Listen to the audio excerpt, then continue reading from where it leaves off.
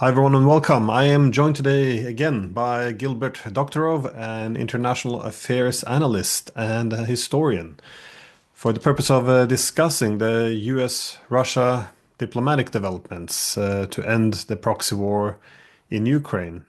And my main thought was, will this end with diplomacy or on the battleground? But before we get to this, there's been an interesting development. That is, before Trump's phone call with Putin, he said that he would discuss territories and power plants, also a reference to dividing up assets. Now, key dispute obviously has been the Zaporozhye nuclear power plant, which is the largest nuclear power plant in Europe, which is on international recognized Ukrainian territory, but it's, as we know, it's under Russian control for many years now, and it's also the territory itself has been annexed by Russia, so it's contested territory effectively. Now, while both Ukraine and Russia claim ownership to this, which will be one of the issues which has to be resolved, the most recent development is that the US suggests that it should take over ownership of Ukraine's power plants. So, yes, how can we make sense of this? How are you reading this situation? Ukraine's electrical supply and nuclear power plants. He said that the United States could be very helpful in running those plants with its electricity and utility expertise. American ownership of those plants would be the best protection for that infrastructure and support for Ukrainian energy infrastructure.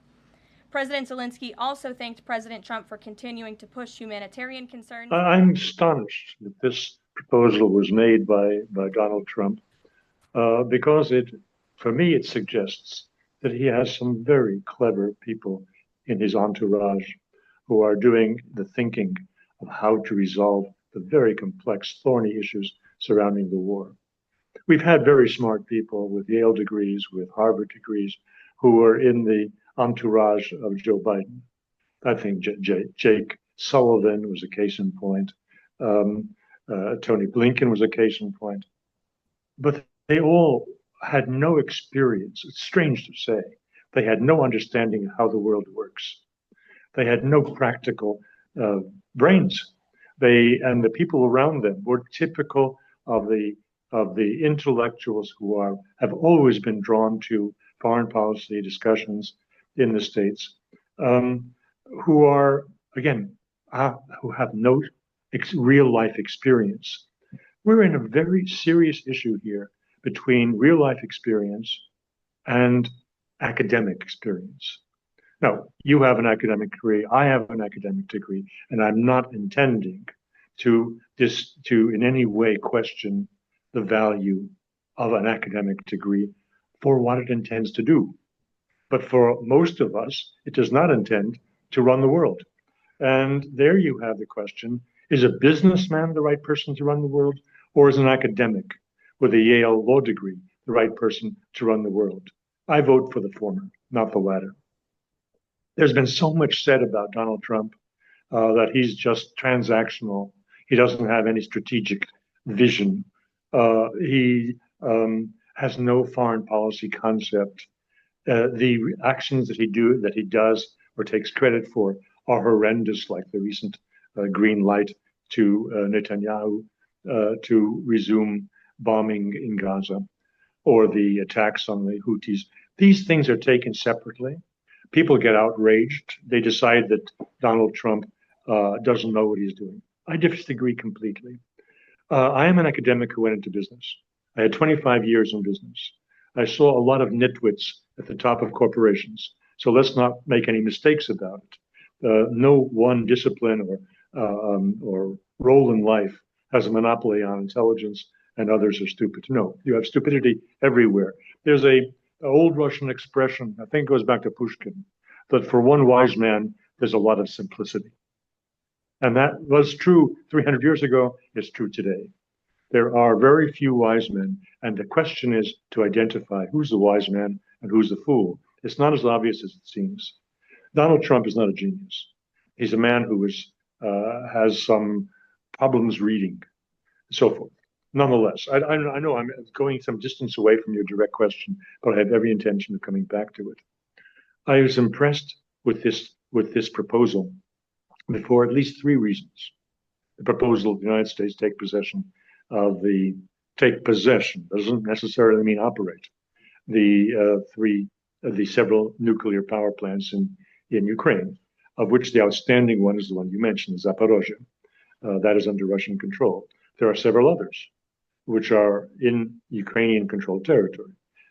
Trump, I think, was talking about all of them. The logic. What is the logic? It it is a very good substitute for the expectations of rare earths, which were touted by Zelensky several months ago and were picked up by the administration as being a way to compensate the United States for its for its contributions to Ukrainian defense, running between $100 billion and $350 billion, depending on whom you want to believe. Well, the rare earths venture, I think, will peter out. The Russians, the Soviets had among the world's best scientists and practitioners of exploiting the Earth's wealth. They never found anything worth bothering with in Ukraine, and I think they were not wrong. But that's a separate issue. In taking charge, in taking ownership of Ukraine's nuclear power plants, the United States would be receiving real assets, which are not just worth what the cost of building or replacing them is, but are worth a lot in the future because they are the main and can be the main standby of Ukraine for several years, during which time Ukraine has to rebuild its non-nuclear power plants, which have been destroyed in the last 2 years of bombing by the Russians. Let's face it, Russia has taken on, they didn't touch the nuclear power plants for obvious reasons. That's internationally sanctioned to touch them. But they did destroy in the last 2 years, and I specify 2 years because the first year of their bombing was only on distribution, not on generation. But in the last 2 years, they destroyed generators, and that cannot be replaced in a few months. That'll take years to replace. However, the nuclear power plants are all functional because they were not touched. The Zaporozhye plant is an exception. It was touched. It was bombed by the Ukrainians, who tried to blame the Russians for this, and for that reason, it lost its own generating necessary to maintain the operation of the nuclear components. Therefore, it is now idle, but it could rather quickly be brought back online. And what is the value of this? Well, let's say it replaces, or at least substitutes, for a large part of the missing Ukrainian generating capacity. Generating capacity is important in general, and specifically if AI is to proceed in Ukraine, which is highly demanding on energy. If the rare earths is to proceed, I mean, who knows? Maybe there is something worth exploiting. That all takes a lot of energy. So the United States, in taking control of these power plants, would have a very important role in the Ukrainian economy. It would provide a feeling of continuity of American presence and support for the Ukrainian economy, even after the United States stops being a provider of money and materiel for the war. In this sense, it removes the necessity for the awful plans being hatched by Mr. Starmer and Mr. Macron and Mr. Merz and Ursula von der Leyen to put boots on the ground in Ukraine, which is utterly unacceptable to the Russians and which, if implemented, would push us well towards the start of World War III. So there you have two very important reasons why this idea is genial, is brilliant, addressing very concrete challenges that the further movement on a ceasefire slash peace treaty requires. But the power plants within Ukrainian controlled territory could be, fall under this idea of yeah, more or less a U.S. security guarantee. Again, as you said, this is also the logic which is applied to the rare earth minerals. That is, it would give the U.S. A presence. It would link its national interest to that of Ukraine, and more or less it would make the Russians think twice before attacking this. But with the focus on the Zaporozhye nuclear power plant, given that this is under what now Russia considers to be its in Russian territory. That is, it seems very unlikely as well that they would give up any of its territory in a peace agreement. Indeed, they would likely push towards full control of all the four oblasts they annexed. So, how do you see this being worked out? You're touching on a fundamental issue. Each of these actions, initiatives by Trump, each of these crimes committed by Trump, as in the Middle East, is taken in isolation. And weighed by itself, it has a certain value, often quite negative. Taken in combination with the overall vision that Trump has, which is a global reset of Russian American relations. And that reset is only a small part of his vision for a new internationalism, which is basically carving up the world in the Yalta sense. When you take it in that global understanding, of course there have to be compromises. The Russians can't have it all their way. And I don't think that Vladimir Putin in any way expects to force the issue of territorial gains above the issue of a global settlement that provides security in Europe and the globe. So, in that sense, this would be a small sacrifice. Now, let's look at the technical issue, which I omitted. The first Ukrainian reaction is, "Oh, you can't do that." You know, of course, the United States can't do that. The United States does not run Russian, Soviet nuclear power plants. Rosatom does. It wants to prevent the United States from subcontracting the continued operation of those plants to the same people who have been operating them. It is in Russia's interests that the Zaporozhye power plant be in safe hands. That's why they took it. That's why they've held it. Now, why would that be important to Russia? Well, because right outside the plant is the graveyard of used nuclear fuel. That used nuclear fuel, which the Ukrainians attempted to bomb at one point or another, is the material for a dirty bomb. That's no secret. The Russians want that plant secured. That is far more important than the territorial issue of how much of Zaporozhye they hold. It can be secured by the United States. The United States would not allow any of the madmen who are in the civilian and military elites of Ukraine in a revanchist move to seize this very dangerous radioactive material that is all around the nuclear power plant in Zaporozhye. Well, yeah, I thought it was an interesting discussion that this was actually a theme being discussed because well, it came as a surprise, but it does make sense that the power plant issues and of course, especially with nuclear power plants, this is something that has to be resolved. Um, but what do you see in the wider diplomatic front, though? Where where do we need to get in order to actually bring an end to this war? Now, I know it's usually condemned that it's the Russians and the Americans who are negotiating this, that the Ukrainians and Europeans aren't in the room, but this is to a large extent a proxy war. So I think it does make sense that big players of Russia and the US resolve some of the issues between them before they move on. And also, a lot of the issues are not really only up to Ukraine. For example, NATO expansion. This is not only a Ukrainian issue. Security guarantees from American troops is not only a Ukrainian issue. So there are other things to be dealt with. That is the European security architecture. But yeah, that being said, what do you think has to be resolved to get an end to the war, and where will the most what will the most difficult parts be?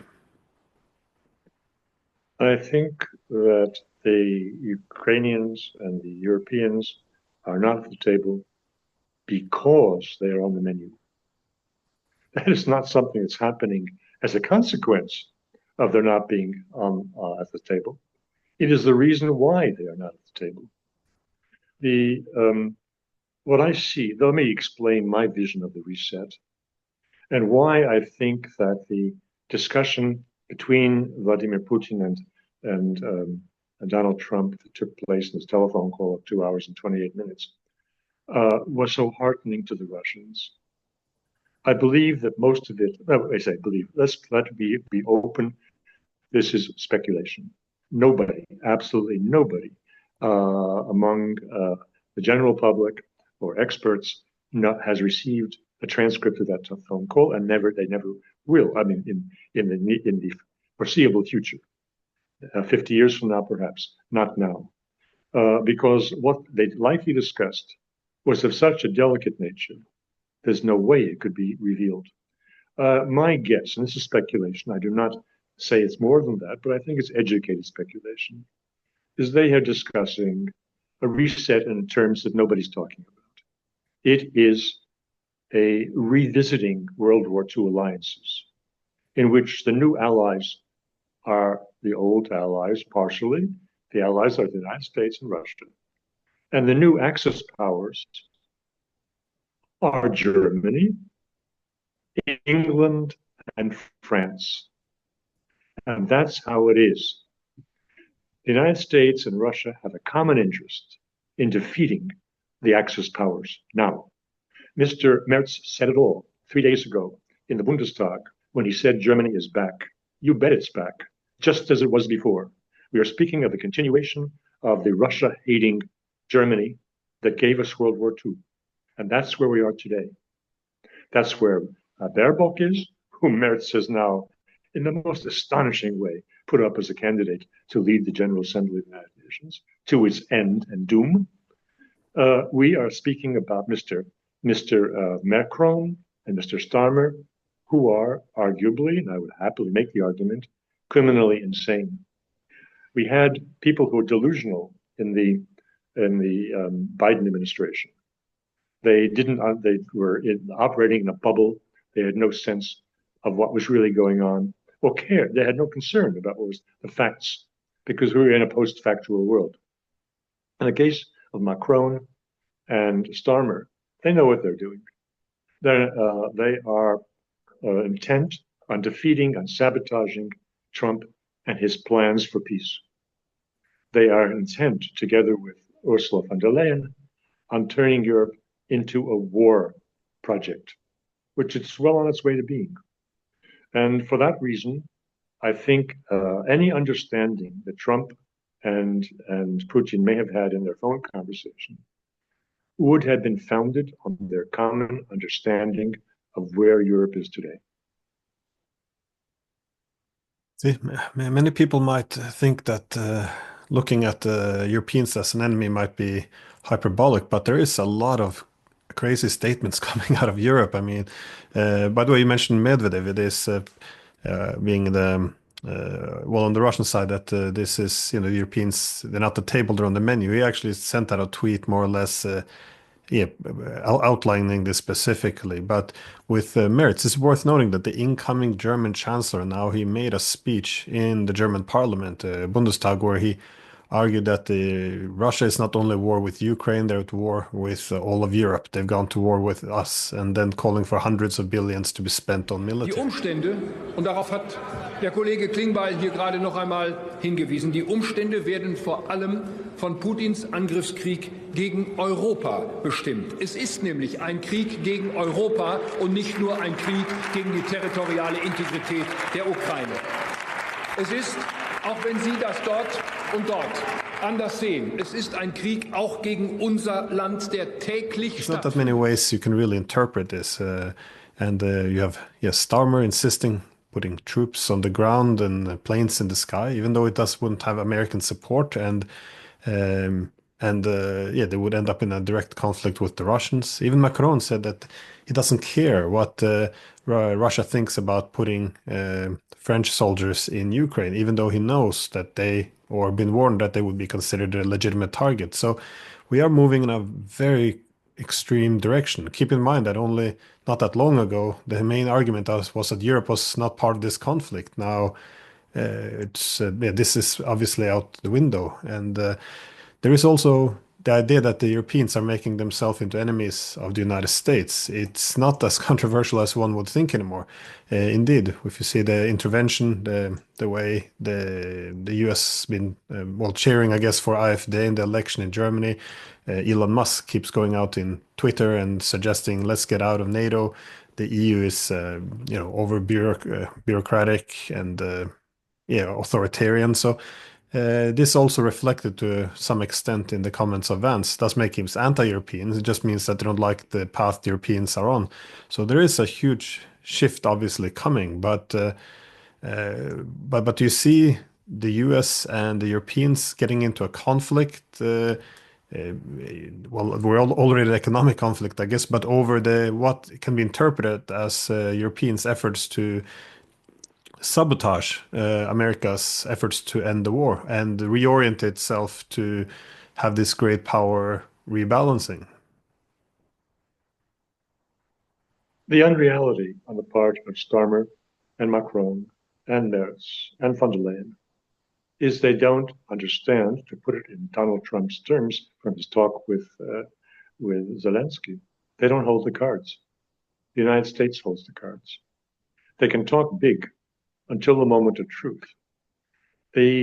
Donald Trump would probably like to exit NATO, but that is not something that would receive approval within the Senate. He knows that.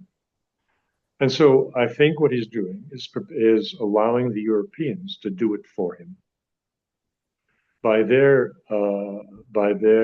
open defiance, by their plans to set the stage for World War III. I think he is just by biding his time till the opportune moment comes to tell them, ladies and gentlemen, do as you like with Russia. You don't have our support anymore. You don't have our nuclear umbrella anymore. Good luck to you, and das svidaniya. I think we're coming to that point. So in terms of will there be a military conflict or something? No, of course not. Will Donald Trump invade Denmark? Of course not. These are otherworldly. The scenes for somebody's movie.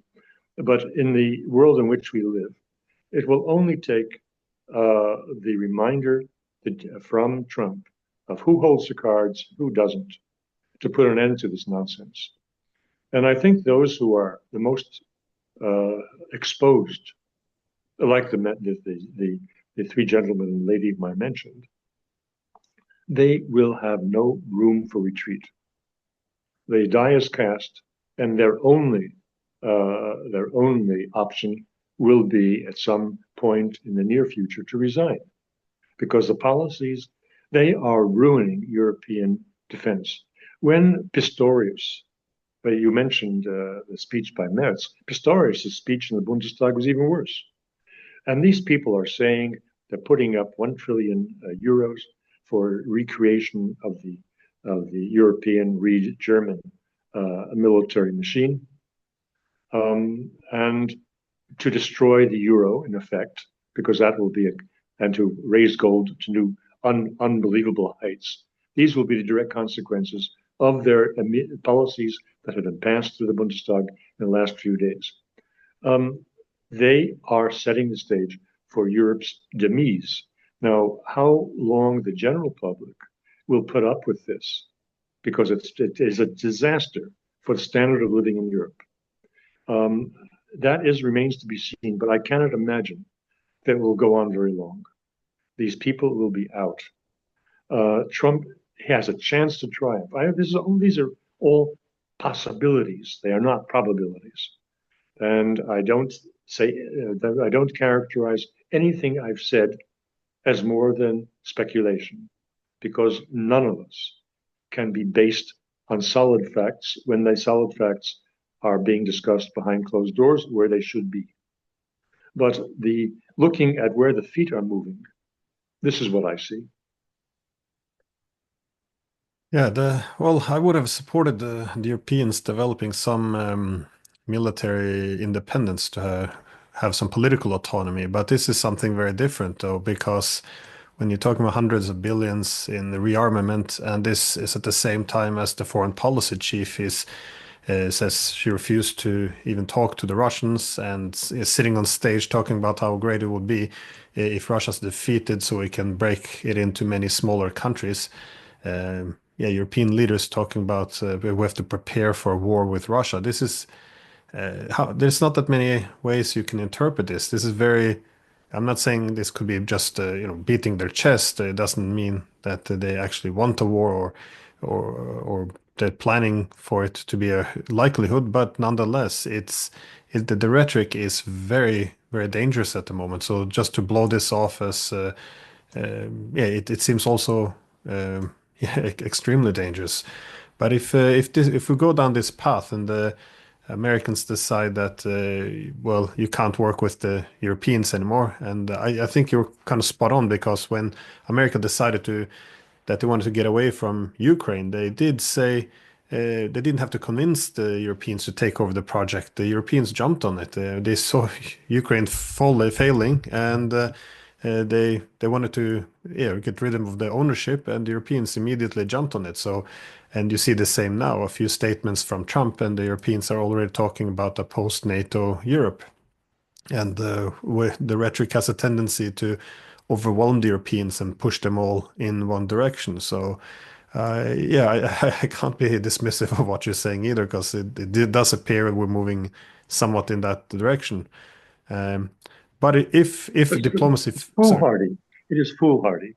yeah, What is impossible to fathom is how they think they can say that in 10 years they're ready for war, and Russia will not listen to them, and Russia will not react. The the idea of investing 1 trillion euros in the German military machine, it'll take 10 years before it gives results that would be valuable on the battlefield or otherwise. And we live today. We don't live 10 years from now.